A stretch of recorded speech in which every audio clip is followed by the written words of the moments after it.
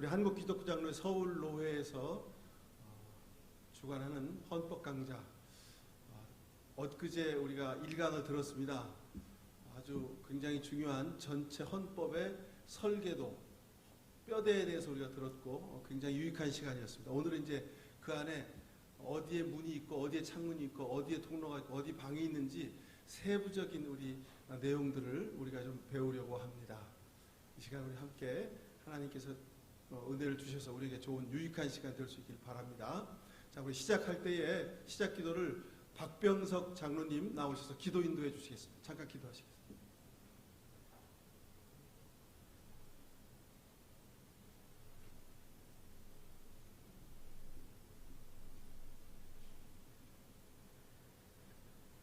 사랑과 은혜가 풍성하신 하나님 아버지, 은혜와 사랑을 감사드립니다. 오늘도 좋은 일기를 주셔서 하나님 은총 가운데 저희도 이 시간까지 불꽃 같은 운동자로 지켜 인도해 주셨음을 감사드립니다. 하나님, 이 시간 좋은 교회에서 헌법 강좌를 시작하려고 합니다. 하나님, 말씀을 전하시는 우리 박성렬 목사님 헌법 강좌 설교하실 때 아버지 하나님 여기까지 강건함을 주시고 그 설교를 통해서 저희들이 아버지 하나님 말씀 안에서 헌법을 잘 지켜서 하나님께 영광 돌리는 삶을 살아갈 수 있도록 인도하여 주시옵소서. 하나님, 또한 아버지 하나님 우리 노회장님 여기까지 강건함을 주시고 서울노회와 서울노회 산하 지교회들을 이끌고 가실 때에 부족함이 없도록 주님 능력의 능력을 더하여 주시옵소서. 하나님, 저희들 함께 협력해서 서울노회와 각 지교회와 아버지 하나님 지교회에서 주님께서 주신 사명 잘 감당할 수 있도록 주님 인도하여 주시옵소서. 하나님, 이제 헌법 강좌 시작하려고 합니다. 주님께서 마치는 시간까지 함께하여 주시옵소서. 이 모든 말씀 예수님의 이름으로 감사하며 기도드립니다. 아멘. 네, 기도에 감사드립니다. 바로 이어서 우리 강사이신 박승렬 목사님 모시고 2강 듣겠습니다. 함께 박수로 맞이해 주시기 바랍니다.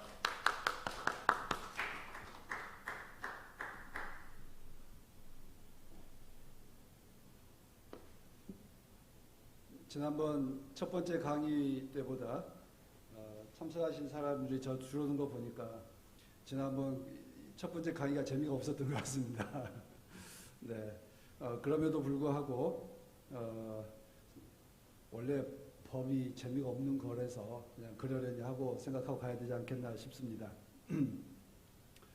오늘은 그러니까 지난 시간에 했던 이제 정치 헌법의 골격을 지난주에 말씀을 드렸는데요. 특별히 여러분들에게 기억해 주시기를 간절히 소망하는 것은 우리 헌법의 맨 앞에 있는 8개의 정치 원리를 기억해 주십사 하는 것입니다. 무엇보다 양심의 자유에 대해서, 그리고 교회의 자유, 그리고 교회 직원을 선출할 수 있는 선출권에 대해서, 선출의 자유에 대해서, 그리고 우리는 하나님 나라를 이루어가는 백성으로서 우리의 삶이 신앙과 행위에 일치를 이루어가도록 해야 된다라고 하는 정신과, 그리고 서로 관용하는 것, 그리고 교회는 우리 그 교회를 다스릴 수 있는 법규를 만들고 치리할 수 있는 권리가 있고, 가장 마지막이 8번째가 뭐였죠? 권징이었습니다. 우리가 세운 그 기본 원칙과 방향에 대해서 우리가 생각하고 있는 신앙을 견결하게 지켜가기 위해서 우리 스스로를 바르게 세우고, 또 우리 내부의 그 어떤 기준을, 윤리 강령을 세워가기 위해서 권징이 필요하다라고 하는 것이 지난번 이제 강좌의 핵심이었습니다. 아마 그 기본 정신, 우리 총회 교회가 가지고 가야 될 기본 방향과 정신이 우리 헌법 속에 어떻게 녹아 있는지를 말씀을 드렸습니다. 장로교는 특별히 교회의 머리는 오로지 주 예수 그리스도 뿐이시다. 어느 누구도 우리의 교회의 머리가 될 수 없다. 그리고 그런 점에서 교황이나 감독과 같은 특정한 일인에게 권력을 몰아주는 일은 우리는 반대한다. 우리는 서로 자매와 형제로서 서로 상호 협의해서 모든 일들을 처리하겠다라고 하는 기본 원칙을 정해서 말씀을 드렸습니다. 그리고 그 교회의 직원으로서는 두 종류가 있다고 그랬습니다. 하나는 목사 장로로서 가르치는 장로, 그리고 치리하는 사역하는 장로로서 장로교의 근간, 이 목사와 장로, 이 양대 축이 우리 교회를 만들어가는 일꾼들이다. 그런데 제가 그 특징이 뭐라고 그랬습니까? 그 가톨릭은 사제라고 해서 어떤 특권화된 그 계층화되어 있지만, 우리는 목사도 장로도 모두 다 교회의 직원이다, 오피서다. 하나님께서 우리를 일꾼으로 삼아 주셨지 우리를 특권층으로 만들어 주신 것이 아니다라고 하는 우리들의 어떤 교회에 가지고 있는 직제에 대한 겸손함과, 그리고 누구에게도 그 특권을 갖지 않겠다라고 하는 그런 의식들이 우리 헌법에 반영되어 있다라고 하는 것을 말씀을 드렸습니다. 그리고 그 모임 목사와 장로가 교회를 다스리는 데는 세 개의 회의를 통해서 정리한다.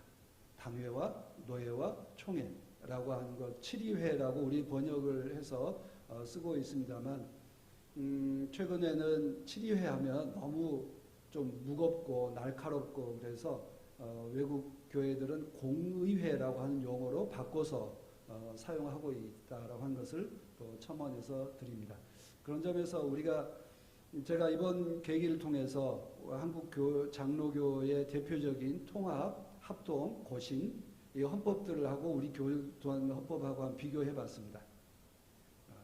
어떤 게 가장 현대화되어 있을까요? 어느 교단 헌법이?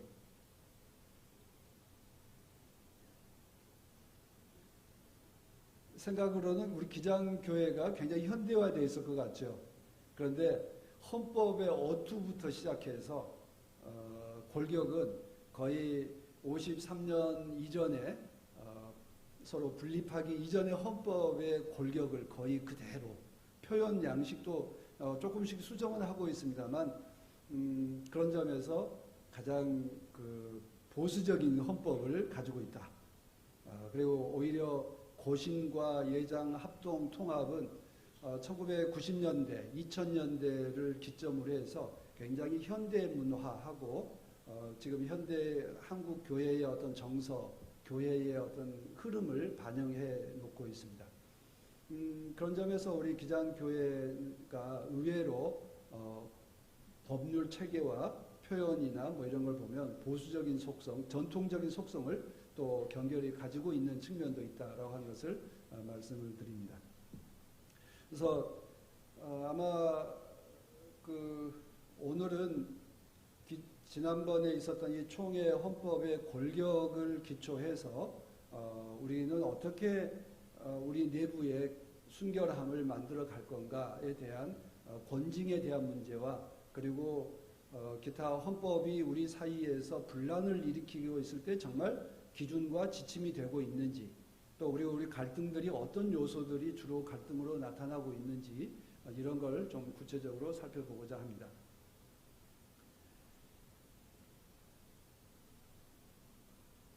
그래서 오늘 제목은 한국 기독교 장로의 헌법 권징 및 적용에 대한 것으로 되어 있습니다. 그래서 권징이란 무엇인가에 대한 것인데요. 우리 그 헌법에 있는 것처럼 권징은 예수 그리스도께서 교회에 주신 권리를 행사하는 것이고, 그의 세우신 법도를 시행하기 위해서 위법 행위를 한 교인과 직원 및 각 치리회를 치리하며 돌보는 것이다. 핵심은 교인과 직원과 치리회를 다스리기도 하고 돌보는 것이다.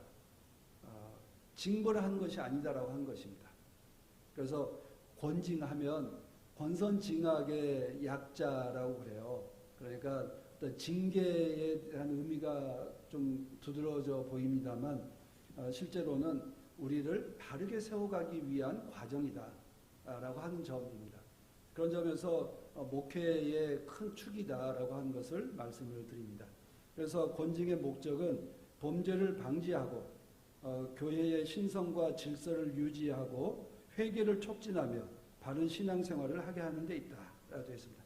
그런데 용어가 좀 범죄자 뭐 이러니까 참 교회의 어떤 사랑으로 서로를 권면하고 감싸자라고 하는 의도와는 상당히 좀 날카롭게 대립되는 측면이 있습니다만 하나님의 법을 어기는 것도 큰 범죄다라고 하는 게 이제 성서에서 계속 표현되고 있는 양식이니까 그 용어를 차용해서 쓰고 있습니다.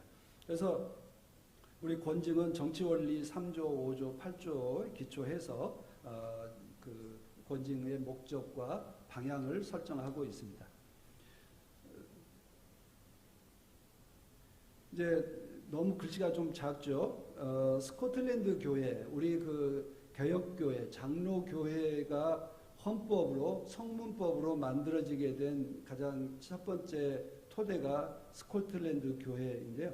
거기 7위서에 7이란 교회의 법에 따라 도덕과 규율을 바로 세우고 복음의 도리에서 어긋나는 행위를 한 사람들을 책망하여 바로잡고 회복시키려는 행위이다. 그래서 우리 헌법보다 훨씬 더 좀 그 목회적 언어로 표현되어 있습니다. 우리는 범죄, 범죄자 뭐 이런 표현이 되어 있는데 여기는 복음의 도리에서 어긋나는 행위를 한 사람들을 책망하고 바로잡고 회복시키려는 것이다 라고 하는 점을 말합니다. 그래서 그 스코틀랜드 교회가 표방하고 있는 7위의 절차는 은밀하게 권고한다. 그래서 처음에는 우리 성서에 나와 있는 것처럼 문제가 발생하면 찾아가서 권고해라 라고 한 말씀대로 권고해라.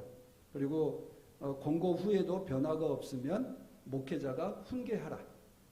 목회자가 훈계해도 변화가 없으면 공식적으로 뭐 이러이러한 일들이 발생했다라고 하는 것을 회중 앞에 보고하고 그에 회개할 것을 공개적으로 촉구해라. 그러나 범죄자 그 책망받을 사람의 실명은 공개하지 마라.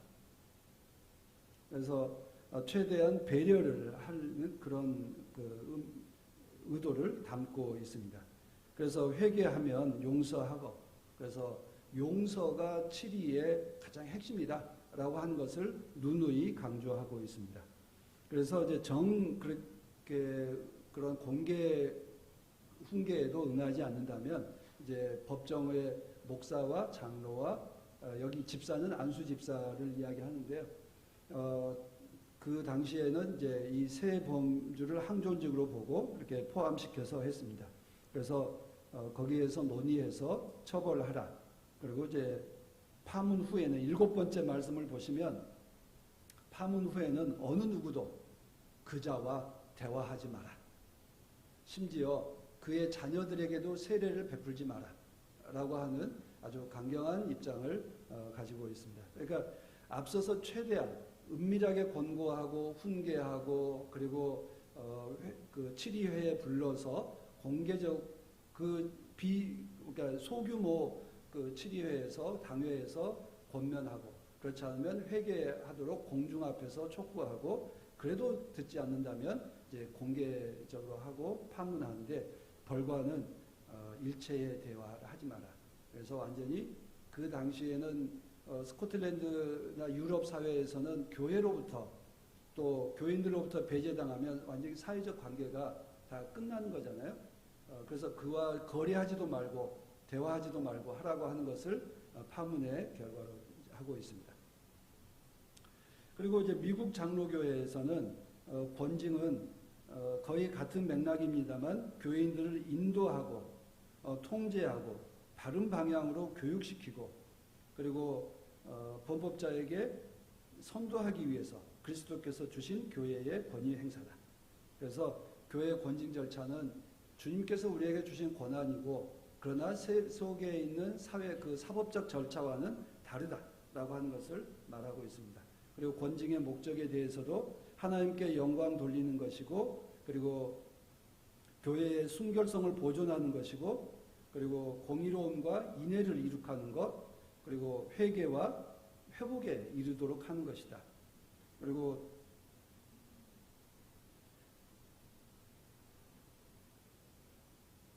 피해자들을 위험을 회복시켜 주는 것이다. 이 문제가 우리들과는 조금 다른 측면입니다.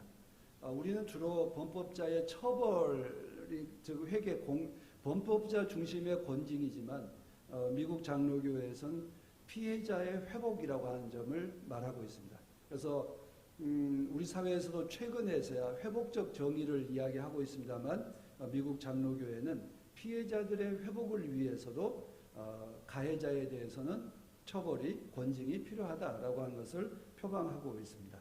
그래서 이런 그 권징을 통해서 교회의 어떤 순결함과 일치를 이룰 수 있는 토대가 확보되는 것이다. 그래서 교회의 권징은 용어는 좀 무겁지만 실제로는 우리 교회로 하여금 자기의 순결성을 지켜가는 일이고 그리고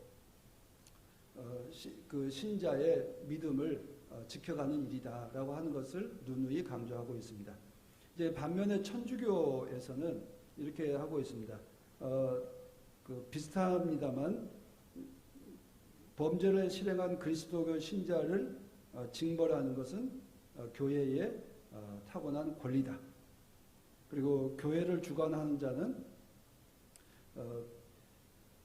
그 책임 갖고 그 일을 처리해라라고 하는 것을 가장 기본적으로 개요를 정하고 있고요.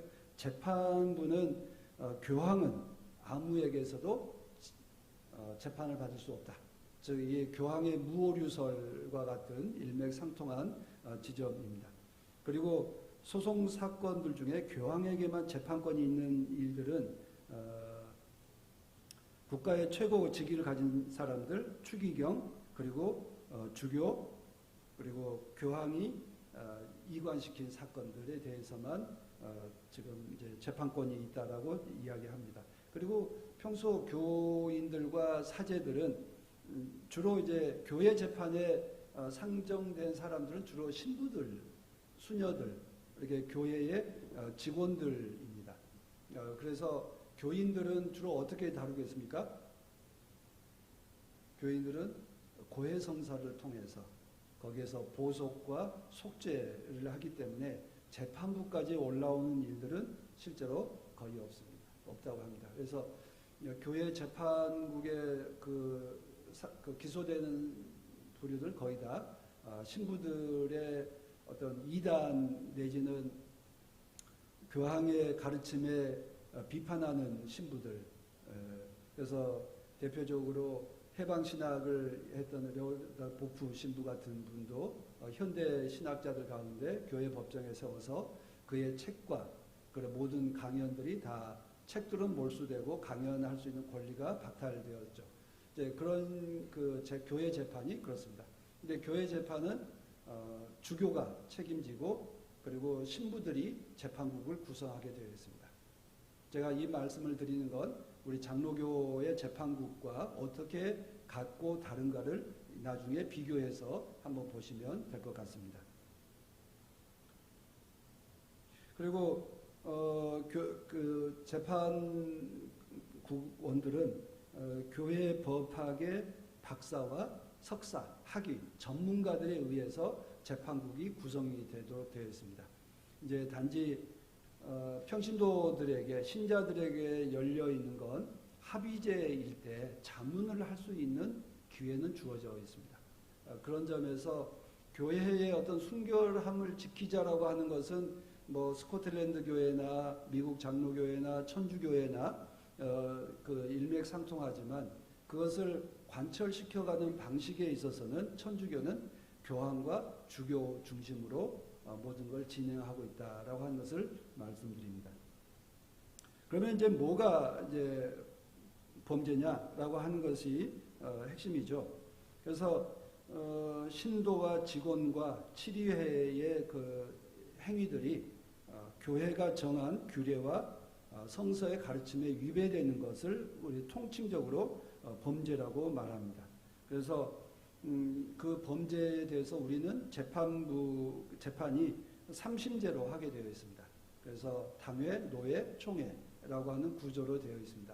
그런데 현실적으로는 거의 이심제로 운영이 됩니다.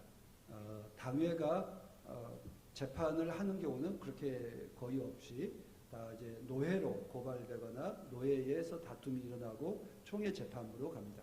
그래서 선언적으로는 3심제지만 실제로는 2심제로 운영이 되고 있다. 그리고 이제 지교회는 당회관, 노예는 노예 재판국이, 총회는 총회 재판국, 그리고 특별할 경우에 특별 재판국이 구성이 되어 있습니다. 그런 점에서 교회가 교회 법정, 천주교에서부터 발전시켜 온 이 3심제가 우리 그 전 세계 각 나라의 사법제도에도 그렇게 3심제로 운영이 될 수 있는 어떤 역사적인 그 기초가 되었다라고 하는 것을 보여줄 수 있습니다. 그리고 이제 그런 이제 권징의 종류가 있는데요. 이제 범죄에 대해서 확인된 때는 책벌한다. 그 벌을 결정한다. 그런데 우리 기장교회는 기한은 정하지 않는다 되어 있습니다. 예. 책벌의 종류에는 직원은 식무정지, 식무해임, 정직, 면직, 신도는 권고, 권면, 그리고 견책.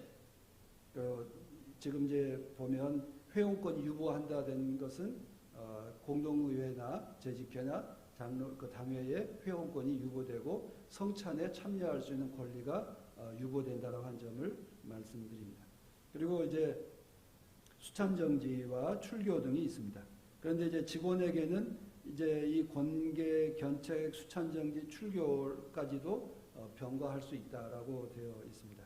그런데 이제 여러분 왜 우리는 그 기한을 정하지 않았을까요? 아니 그러면 무기한이란 말이냐? 라고 의문을 가질 수 있습니다. 예장 통합은 기한이 정해져 있습니다. 유기 책벌로 되어 있어요. 우리 그 무기징역, 유기징역 하는 것처럼 무기정학, 유기정학 하는 것처럼 여기서도 3개월 근신, 6개월 심무정지, 이제 등등 해서 연한이 정해져 있습니다. 그럼 우리는 정해져 있지 않습니다. 여러분 생각하시기에 어떤 게 더 문제라고 생각하십니까?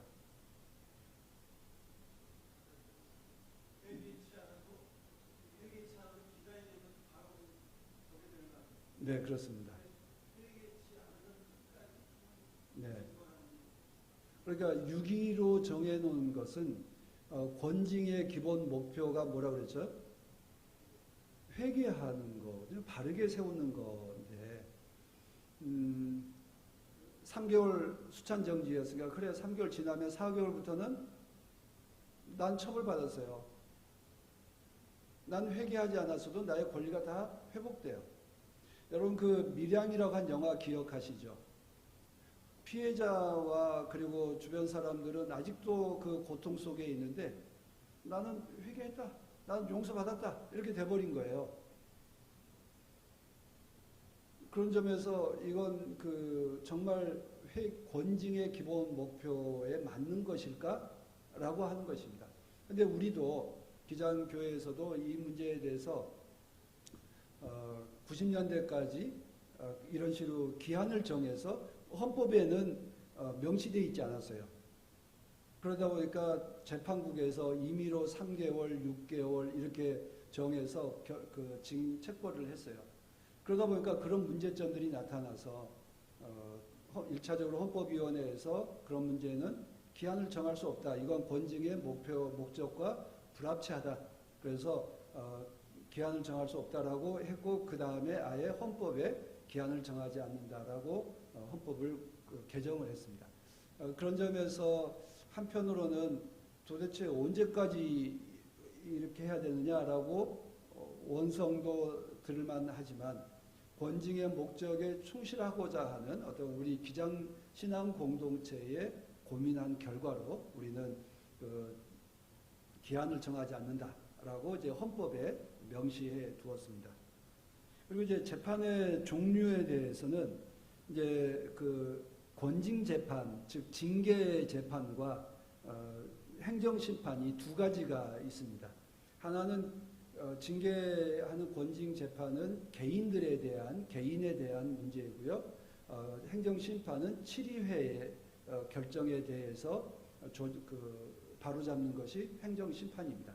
그런 점에서 우리는 재판이 두 종류로 진행이 됩니다. 그래서 우리 헌법에도 범죄의 뒤에서 상소 뒤에 행정심판이라고 하는 챕터가 있습니다. 그래서 범죄에 대해서는 고소 고발은 다른 사람의 범행으로 인해서 피해를 얻은 사람은 고소할 수 있고 피해자가 아닌 사람도 고발할 수 있다. 그래서 고소 고발 모두 다 당사자와 제3자에게 문제 제기를 할 수 있는 기회를 열어두었습니다. 그런데 단서 조항이 중요합니다. 상대방을 인신 공격하기 위해서 유인물을 뿌려서는 안 된다. 입니다. 권징의 핵심이 누차 말씀드리지만 그 사람의 삶을 믿음을 회복시켜 주는 거예요. 그런데 유인물로 뿌린다면 단순히 이제 언론에 배포되는 것도 있지만 일종의 낙인 효과가 있어서 이제 회개를 한다 하더라도 이미 그 사람은 이제 그 범죄자로 낙인 찍혀 있어서 그런 점들을 배려한 조항 때문에 유인물 배포를 금지하고 있습니다. 그런데 이제 종종 우리 사회에서 이제 문제가 되는 경우가 있죠. 교회가 아무리 요구해도 응답하지 않는 겁니다. 왜 응답하지 않겠어요? 주로 교회 권력자들의 비리를 고발하고 고소하면 그 교회 권력자들이 그 자기의 힘을 악용해서 그런 이제 고소와 고발할 수 있는 재판국을 열지 못하도록 막아버려요. 그러니까 이제 피해자와 문제를 느끼는 사람이 할 수 있는 일이 결국 언론에 이제 문제 제기를 하는 방식이 되죠. 그러니까 그렇게 되면 유인물로 배포했으니까 이제 아예 교회 법정 못 연다라고 아예 그냥 딱 닫아버리는 악용되는 사례들도 있습니다. 그런데 그런 점에서 매우 한편으로는 법 취지는 그러니까 가해자도 하나의 인격체로서 최대한 회복시켜 줄 수 있는 기회를 만들자라고 했는데 교회 권력자가 악용할 경우에 참 그것도 답이 없는 부분이기도 합니다. 그런데 최근에 우리 그 여성들과 문제의식을 갖고 있는 분들이 성범죄에 대해서는 예외로 한다라고 해서 기회를 만들어 두었습니다. 그런 점에서 그래도 조금은 악용할 수 있는 소지를 좀 막아놓은 측면이 있습니다.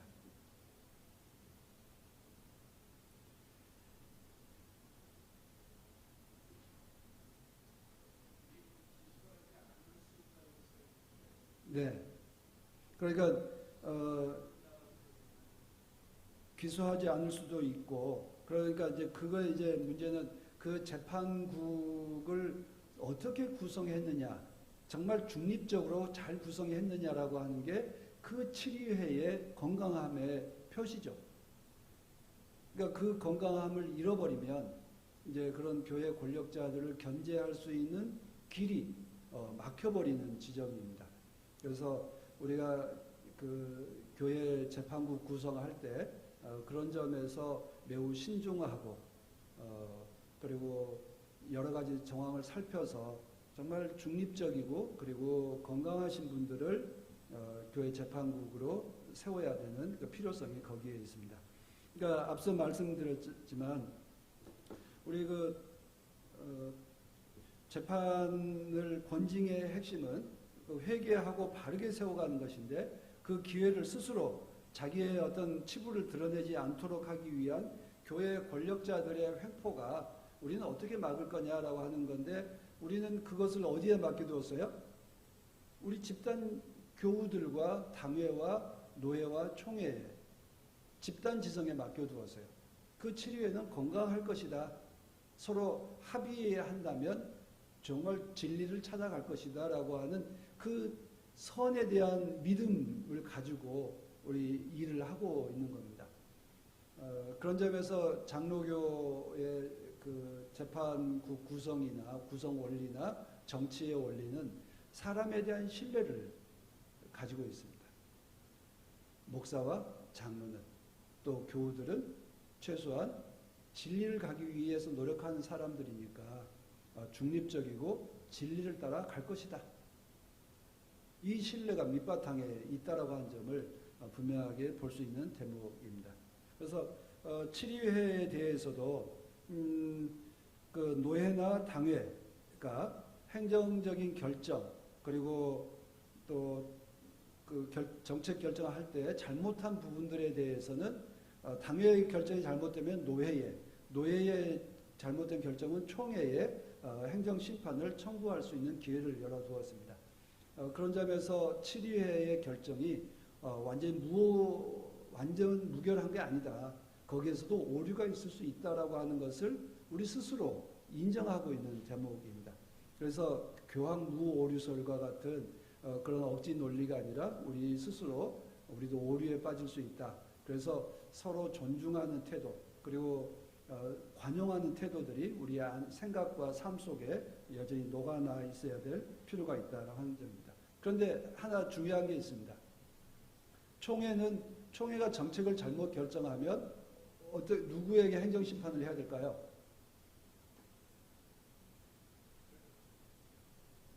맨 아랫줄에 있죠. 총회는 행정심판의 대상이 없습니다. 왜냐하면 총회가 맨 상위 그 7위회이기 때문에 할 수 있는 방법은 어떻게 되겠어요? 내년도 총회에 다시 새로운 헌의를 해서 정책을 바로잡는 것 이외에는 없습니다. 그래서 총회도 지난번 결정이 완전하니까 더 이상 저에게 하지 말아라라고 정한 게 아니라 다음 총회에서 오류를 잡을 수 있도록 하자라고 하는 기회는 열어두는 형식으로 하고 있습니다. 그리고 이제 재판의 절차인데요. 이건 우리가 잘 알고 있다시피 3년 이내에 범죄 사실이 있으면 3년 이내에 고소 고발할 수 있고 그리고 그가 속해 있는 7위회에 제출한다. 그리고 기소 결정은 그 7위회가 결정하는데 교회는 당회가 그리고 노회는 노회 본회의에서 총회는 기소위원이 결정하도록 되어 있습니다. 그래서 그리고 이제 고소 고발이 없어도 필요하다고 인정하면 기소위원을 선임해서 재판을 진행할 수 있다라고 한 점을 그래서 고소 고발만 기다리는 수동적 입장에서가 아니라 7위회가 판단해서 문제가 있으면 적극적으로 대응할 수 있도록 제도를 만들어 두었습니다. 그리고 이제 재판회는 앞서 말씀드렸던 것처럼 당회가 하는 건데요. 실제로 초원교회도 그렇고 보강동 한일 등등 우리 노회 당회에서 재판을 해보신 적 한 번도 없죠.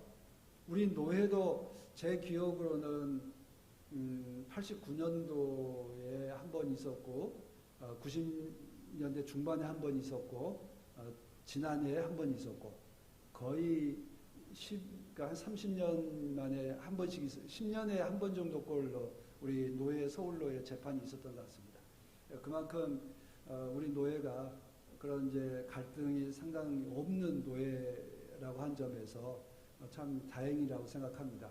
그래서 우리도 이런 선배들이 지켜왔던 것처럼 가능하면 서로 합의하고 조정하고 해서 내부 갈등을 최소화할 수 있는 어떤 관용과 정치적 역량이 필요하지 않을까 싶습니다. 아마 노회도 당회에서도 왜 갈등이 없었겠어요? 갈등이 있었겠지만 그것을 재판이라고 하는 형식으로 풀지 않고 서로 합의하고 조정해서 풀어왔던 어떤 우리들의 그 노력이 그 안에 담겨져 있으니까 30년 동안에 3번의 재판이 있는 게 아닐까 싶습니다. 그래서 우리 노예의 그런 건강함들이 계속 지켜갔으면 좋겠고요. 그런데 아까 천주교 재판국과 비교해서 말씀드리면 천주교는 1심 재판장이 누구라고요? 주교. 그리고 재판국어는 신부 2사람. 그래서 법원장까지 해서 크게 3사람 내지 1사람 단독 판사제 이렇게 하고 있습니다.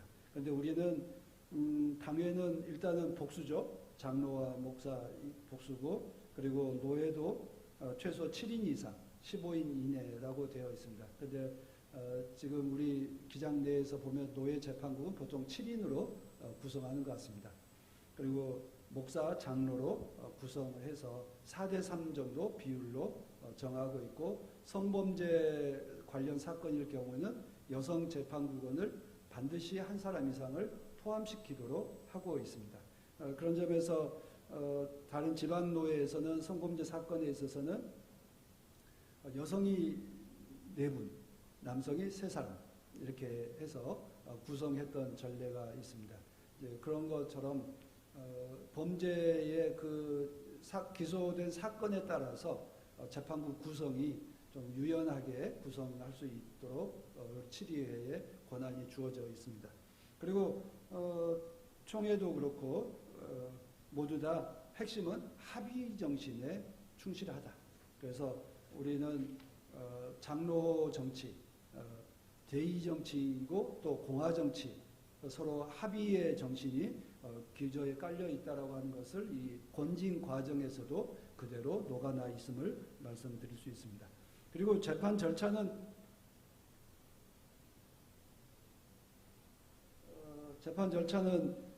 그냥 잘 아실 테니까 넘어가도록 하고요. 화해 권고가 재판을 시작하기에 앞서서 재판국은 기소가 결정되었어도 재판을 시작하기 전에 반드시 화해를 권고하도록 의무적으로 부여되어 있습니다. 그래서 우리 성서에 있는 것처럼 먼저 화해하는 것 권장하고 있는데, 단 성범죄 소송은 화해를 권하지 못하게 되어 있습니다. 그리고 작년도 우리 노회에서 재판국을 구성하면서 총회 헌법에 용어만 있었던 게 대리인이라고 한 용어입니다. 우리 김성희 목사님 여기 계십니다만 재판국 구성을 진행하다 보니까 그 대리인이라고 하는 게 도대체 뭐냐, 어떻게 활용해야 되는지에 대해서는 용어만 있지 구체적인 활용 방법이 전혀 서술되어 있지 않았습니다. 근데 작년도 우리 노회가 재판국 진행하면서 대리인에 대한 문제를 질의해서 법정 대리인, 그래서 본인이 고소하기 어려운 사람들 이럴 경우는 대리인을 세워서 활동할 수 있도록 기회를 만들어 두었습니다. 그런 점에서 아마 이제 미성년자들 그리고 성범죄 피해자들에 대해서는 한정치산자와 같은 이렇게 해서 법정 대리인을 활용할 수 있도록 새로운 길을 마련했습니다. 그리고 이제 특이한 판결은 위탁 판결과 직할 판결이 있습니다. 위탁 판결은 당회에서 주로 다 교인들이잖아요. 목사, 장로, 교인 다 이렇게 맨날 같은 교회 식구들끼리 모여서 누굴 재판하기 어려워서 그냥 그럴 때 노예에다가 위탁 판결하도록, 또 그리고 노예도 어려우면 총회에 대해서 위탁 판결하도록 길을 열어두었고요. 그리고 이제 또 하나는 직할 판결은 당회나 노예가 재판을 해야 될 것을 알면서도 눈치고 있을 때, 해야 할 일을 하지 않을 때 상회에서 직할로 결정할 수 있다라고 하는 바로잡을 수 있는 기회를 이렇게 마련해 두었다라고 하는 것을 말씀드립니다. 이제 판결은 증거가 명백할 때 유죄 판결을 선고할 수 있고, 자백할 경우는 예외로 하는, 그러니까 증거와 자백이 있으면 유죄 판결을 한다라고 하는 것이고요. 그리고 이제 그 판결의 통고는 서면으로 통고하는 것과 그리고 본회의에 보고하는 당회와 노예 재판국의 의무로 되어 있습니다. 총회 재판국도 역시 마찬가지입니다. 그리고 문제는 이제 시벌과 해벌인데요.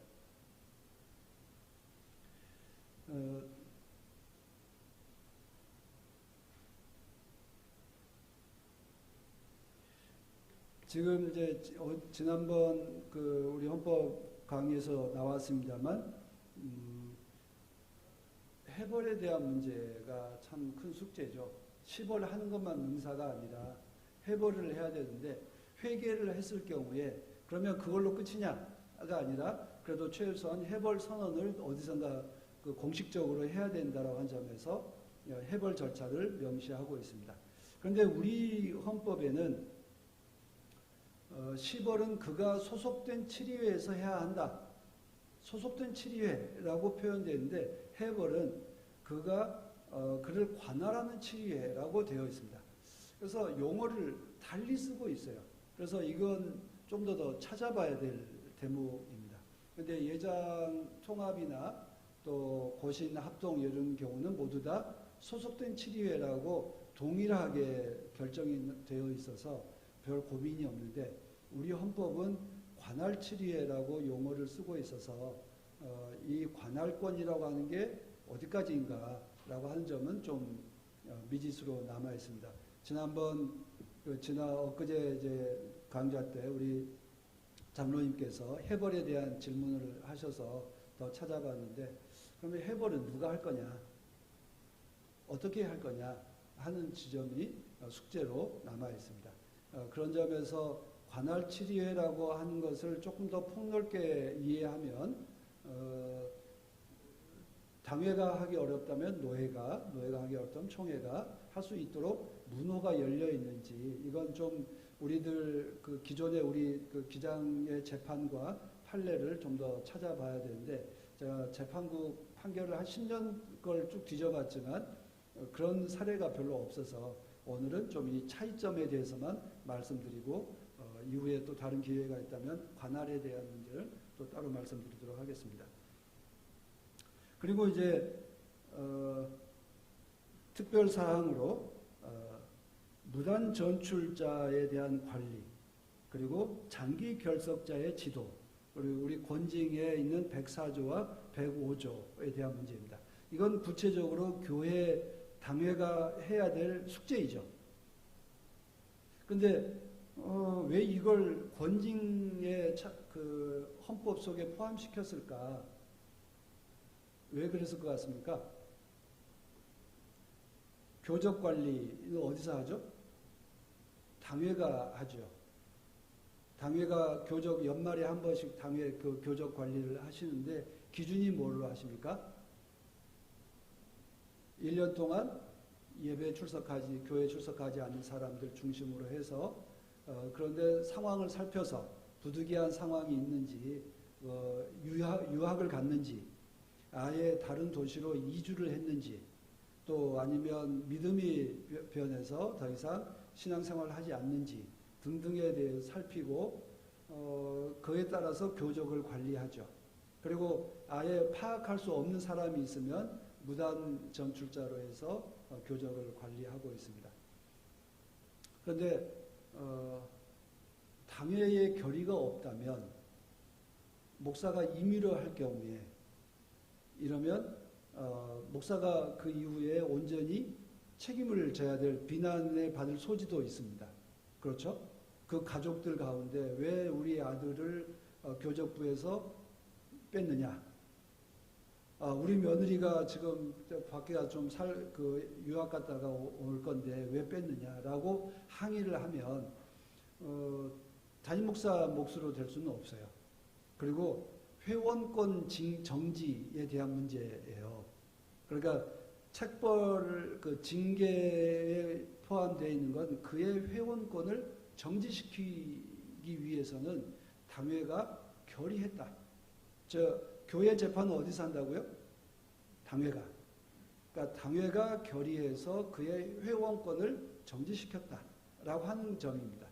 그래서 권징 사항 속에 무단 전출자와 장기 결석자의 교적을 살펴서 정리해라라고 하는 대목이 있습니다.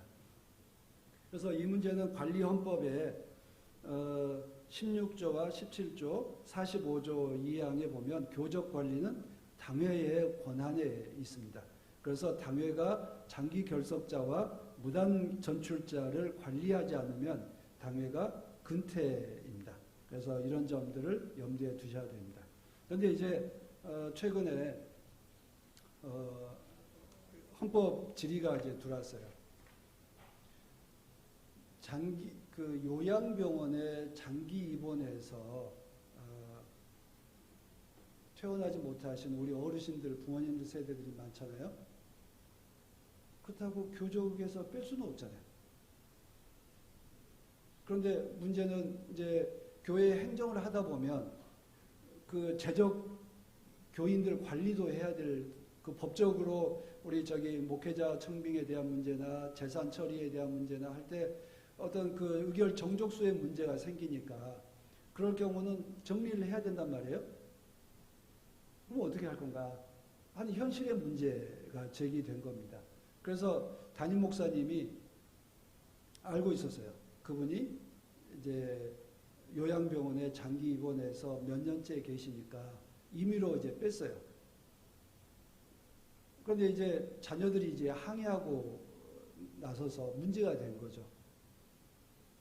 도대체 누구 권리대로 누구 권한대로 한 거냐라고 이제 하는 문제가 제기된 거죠. 그래서 이제 헌법 질의가 그러면 이 교적 관리를 그럴 장기 요양병원에 입원해 있는 교적을 그러면 담임 목사가 알고 있기 때문에 뺀 건데 문제가 되느냐라고 하는 거였어요. 문제된다. 왜냐하면 그 교적 관리의 책임은 당회에 있기 때문에 담임 목사가 임의로 해서는 안 된다입니다.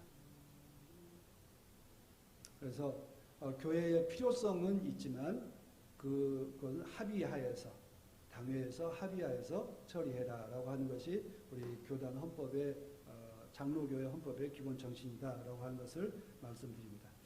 그런데 이제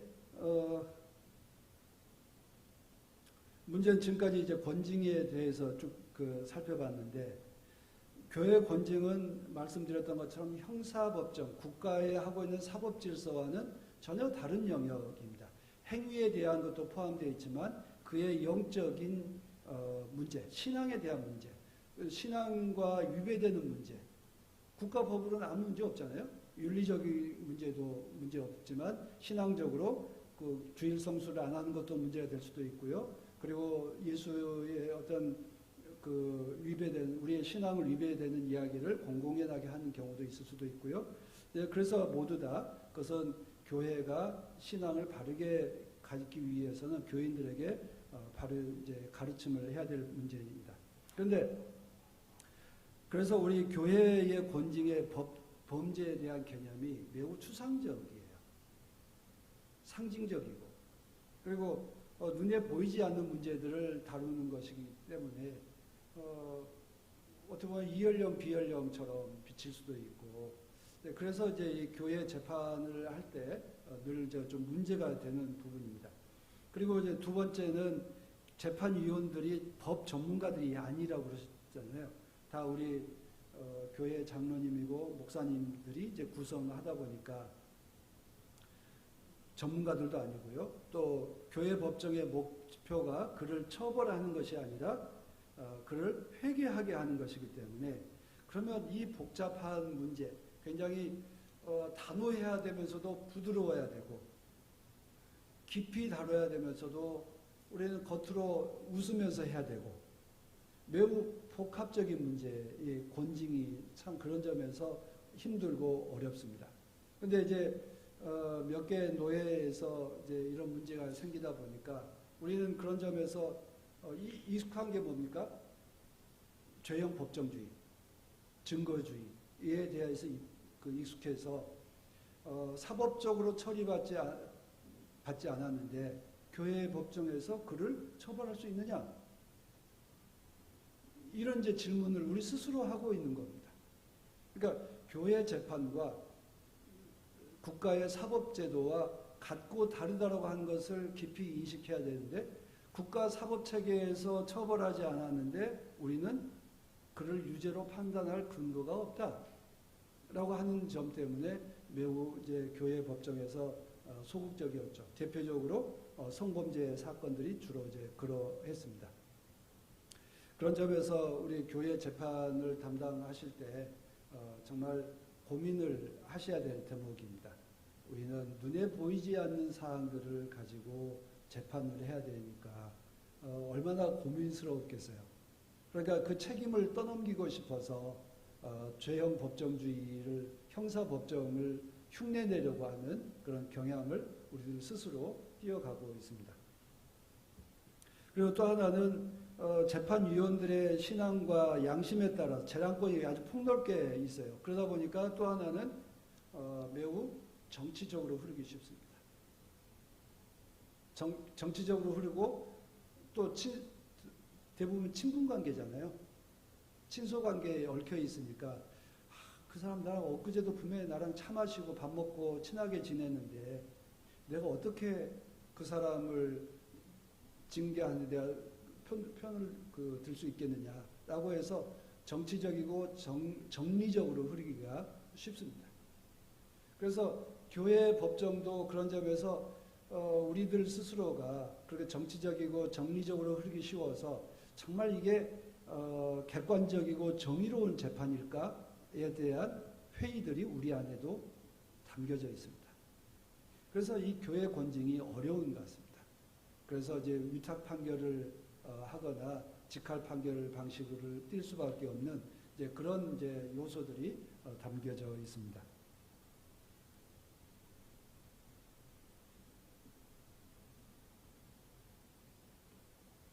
그리고 이제 앞서 말씀을 드렸습니다만 너무 가혹한 것 같아서 자꾸 이제 3개월 근신, 6개월 근신 이렇게 기한을 정해서 우리 스스로 마음을 좀 가볍게 하고 싶어 하는 경향이 있어요. 재판위원들이. 내 마음을 가볍게 하려고 재판하는 게 아니라 그를 바로잡고 또 피해자들을 바로 세워가기 위해서 하는 재판인데 재판위원들의 마음을 편하게 하기 위해서 3개월, 6개월, 1년 이렇게 자꾸 유기를 하려고 하는 경향이 있다라고 하는 점을 우리가 깊이 생각해서 정말 우리 교회 법정의 목표가 뭐고 또 그것을 담당해야 될 나의 책임이 뭘까? 그리고 이걸 통해서 우리 공동체는 어떻게 변화해 가야 될까에 대한 깊은 고민과 성찰들이 있어야 교회 법정이 객관적이기도 하고 정의롭기도 하고 사랑을 담는 따뜻한 회복의 그 법정이 될 수 있다고 한 것을 말씀드립니다. 그런데 이제 여기까지 이제 우리 헌법적인 문제라고 한다면 지금 현재 지금 적용되고 있는 사례들을 보면 신앙과 관련돼서 교리와 관련된 재판은 거의 없습니다. 제가 20년에 걸친 재판 기록을 다 살펴봤어요. 그런데 누가 이단 사설에 빠졌기 때문에 우리 징계해야 된다. 이런 재판은 없고요. 그가 그리스도와 어떤 창조론과 승리와의 교리를 위배했기 때문에 재판해야 된다라고 하는 게 아무도 없습니다.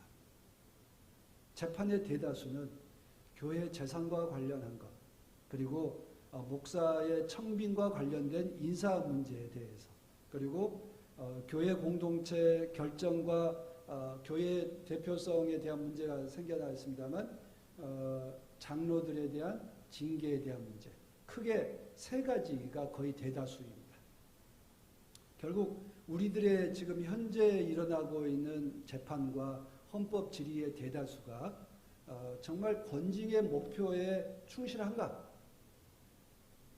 우리는 교회의 권위를 세우기 위해서 스스로 법을 만들고 스스로 결정을 해서 우리 교인들을 단죄하고 있는 잘못된 길을 가고 있지 않는가라고 하는 그런 생각을 떨쳐낼 수 없었습니다. 특별히 우리 노예는 앞서 말씀드렸던 것처럼 30년 동안 3번에 걸친 재판밖에 없었죠. 그런데 그 지역 노예들은 굉장히 좀 자주 발생해요. 근데 딱 특정해서 말씀드리기는 어렵습니다만 뭔가 노예 결정에 맞서는 반대하는 사람, 승복하지 않는 사람을 노예의 권위에 승복하지 않았다라고 하는 이유로 그의 직무를 정지하는 것, 그리고 그의 직책을 박탈하는 것으로 나타나는 경우가 종종 발생하고 있습니다. 그리고 교회 내에서도 역시 똑같은 경향성입니다. 그래서 교회 재판을 하려고 하니까 또 복잡하잖아요. 그의 이제 유죄를 입증을 해야 되는 문제가 얽혀 있으니까 교회 재판을 하지 않습니다. 그래서 교회 재판에 없는 책벌이 뭐였죠? 권면, 그리고 또 수찬정지, 또 그리고 이제 정직, 면직 등등이 있었잖아요. 출교 이런 게 있었는데 거기에 없는 게 뭐예요? 제명이라는 게 있어요. 그러니까 재판 없이 제명을 시키는 겁니다. 그럼 그 공동체 내에서는 제명시켰기 때문에 그의 회원권을 없다라고 박탈했다라고 이야기해서 그의 공동체에서 축출하고 있는 겁니다. 결국 우리가 가지고 있는 사법체계 그리고 세상도 그렇습니다만 당연히 모든 그의 회원권을 박탈하려고 한다면 공식적인 재판을 거치거나 해야 됩니다.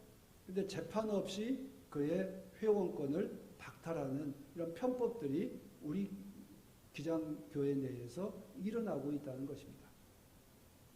결국 권징의 목적은 교회의 순결함 그리고 신앙을 바로 세워가기 위해서 권징을 하는 것인데 자기의 권위를 위해서 그리고 소수의 의견에 대해서 묵살하기 위해서 그리고 자기의 권위를 도전한 사람들에 대해서는 그 편법과 법을 만들어서 그를 제명하는 편법을 동원해서 제명하는 방식으로 그 재판이 그 징계가 이루어지고 있다라고 하는 것입니다. 저는 이 점은 우리 노예에선 지금까지 그런 게 없어서 무척 다행입니다만 지방 노예에서 그런 경우들이 종종 일어납니다. 심지어 총회 기소 유튜브로 나가서 참 이런 발언하기 좀 어렵습니다만 실제로 우리가 기소위원들에게도 그런 식으로 정치적으로 이제 타협을 요청하기도 하고 해서 기소를 못하도록 하는 그런 편법까지 동원되는 것도 사실입니다. 그래서 아예 헌법을 재작년에 우리 노회가 발의해서 헌법을 아예 권징헌법 14조를 개정했죠. 당회나 노회에서 기소가 돼서 재판이 진행되면 총회는 총회 3심 재판을 당연하게 끝까지 기소가 유지되는 걸로 헌법을 개정했습니다. 그런 식으로 우리 안에 권징을 교회의 순결함과 회개하기 위한 목적에 위해서가 아니라 교회와 노회와 치리회의 권위를 세우기 위해서 징계의 칼을 휘두르는 이런 원래 목표에 어긋난 일들 그리고 그 어긋난 일들을 하기 위해서 편법을 동원하는 일들이 종종 발생하고 있다. 저는 그런 점에서 우리 장로님들도 목사님들도 정말 우리 노예는 참 안정화되어 있습니다만 총회 일을 하는 데 있어서도 기본 원칙은 분명하게 지켜가도록 해야 우리 기장교회가 기장총회가 건강하게 나아갈 수 있을 것이다 라고 하는 것을 말씀드리겠습니다. 지금까지 준비됐던 강연은 여기까지 하겠습니다. 그리고 다음은 질문해 주시면 고맙겠습니다. 그리고 그저께 우리가 공동의회 의결 정족수에 대해서 물었습니다만 지금 올해 총회 헌의안도 그렇고요. 우리 교회 재산 유지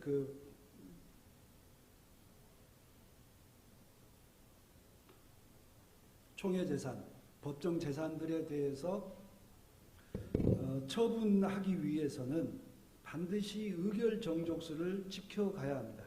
이게 법이죠. 그러니까 유지재단, 총회 유지재단은 이사 정족수의 3분의 2 이상의 찬성을 통해서 헌의안을 내도록 되어 있고 총회의 3분의 2 이상의 찬성을 얻어야 됩니다. 한신학원 기본 재산도 재적이사의 3분의 2 이상의 찬성과 총회의 거의 과반수인가요? 3분의 2인가요? 아무튼 의사 정족수들이 있습니다. 이걸 지켜야 됩니다. 그런데 그거를 은연중에 감추거나 지키지 않는 헌의안들이 지금 올라와 있습니다. 확실하게 확인을 해야 됩니다. 올해 총대로 가실 때 그 문제는 확인을 해야 됩니다.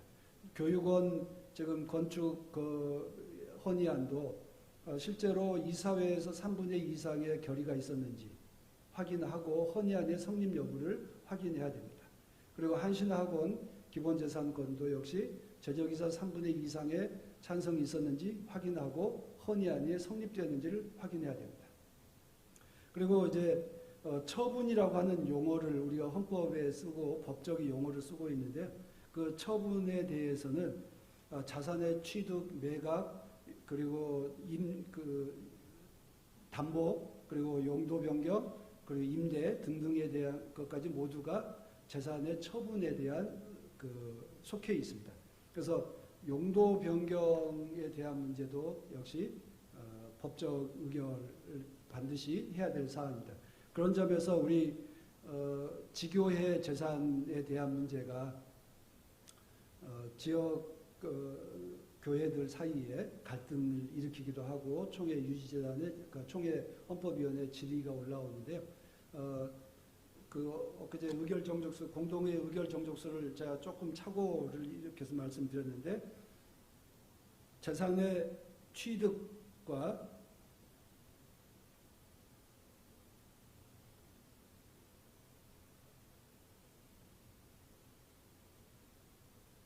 안 넘어가네.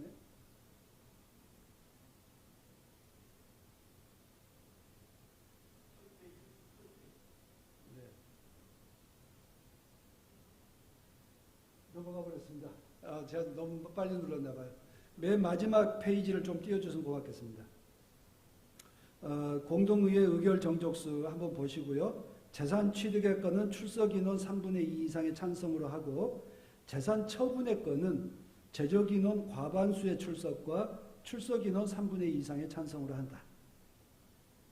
지난 엊그제 우리 최대호 목사님이 질문하셨는데 제가 거기에 단순 3분의 2로 말씀을 드려서 바로 잡습니다. 여기에서 이제 재산 처분은 앞서 말씀드렸던 것처럼 용도 변경, 담보 대출, 또 임대 뭐 이런 것까지 다 포함되어 있는 건들은 제적 인원의 과반수 출석 그리고 출석 인원의 3분의 2의 찬성을 얻어야 됩니다. 그래서 지역 교회들이 실제로 그 공동의회 의결 정족수가 안 됐는데 결정했다. 이게 맞느냐라고 하는 질문들이 올라옵니다. 그러니까 장로님들과 목사님들께서 공동의회 처리하실 때 반드시 이 의결 정족수는 염두에 두시고 하셔야 될 일이다. 그리고 또 하나는 지난해 우리가 헌법을 개정했는데요. 엊그제 제가 말씀드렸습니다만 각 지교회의 부동산의 재산 상태에 대해서는 노회가 파악하고 장부를 비치하도록 되어 있습니다. 그래서 일단은 현재 우리 지교회들의 재산 상태가 어떠한가 현상을 파악해야 하는 것이 노회의 의무입니다. 그리고 또 하나는 지교회의 부동산 처분에 대해서는 지교회의 권리이지만 부동산 처분에 대한 것으로 인해서 문제가 발생할 경우에 노회가 이 문제에 대해서는 처분의 권한은 노회에 속한다라고 우리 헌법에 명시되어 있습니다. 그래서 노회가 지교회의 부동산 문제가 발생할 때에 노회가 각별하게 책임감 갖고 대응을 해야 이런 재산을 지키고 또 그것으로 인해 교우들 간의 갈등 또 교회 직원들 사이의 갈등을 막을 수 있다. 그래서 앞서 말씀드렸지만 교회 지금 현재 한 20여 년 동안의 교회 권징의 대다수가 신앙에 대한 문제가 아니라 우리들 내부의 의사 결정하는 과정 그런 것에 대한 갈등 때문에 일어나고 있는데요. 그런 점을 미연에 방지하려고 한다면 장로교회 정치의 핵심이 뭐라고 그랬어요? 합의제 정신, 서로 관용의 정신을 가지고 재반 문제를 살펴가는 그런 기본과 원칙에 충실한 이런 것이 있어야 우리의 권징으로부터 우리 교회를 또 순결하게 지켜갈 수 있지 않겠나 이렇게 생각합니다.